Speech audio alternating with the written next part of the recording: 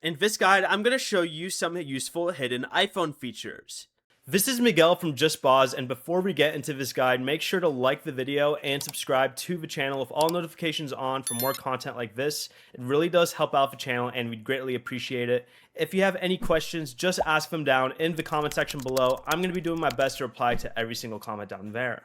First, go ahead and open the Control Center and tap the plus icon in the top left, then press Add a Control. You can search for Recognize Music to identify songs playing around you or inside apps.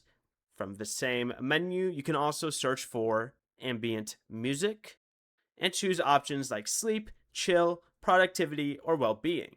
If you'd like a custom alarm, open the Clock app, go to the Alarms tab, and press the plus icon in the top right, and go to Sound. Scroll up a little bit, and you can press Pick a Song to wake up to music from Apple Music. To share Wi-Fi, open the Passwords app on your iPhone, select the Wi-Fi option, choose your network, then tap Show Network QR Code.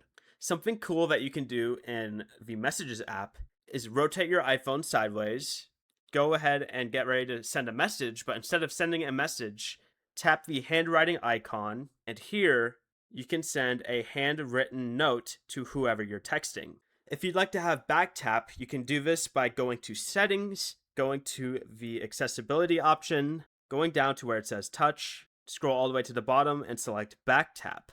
You can assign an action like Screenshot to a double or triple tap if you'd like. If you'd like to silence notifications from one person, you can also go to Settings, go down to where it says Focus, and press the plus icon in the top right to create a custom focus. Name your custom focus. Then under this list of options, press Choose People, press Silence Notifications From, and choose who you want to silence.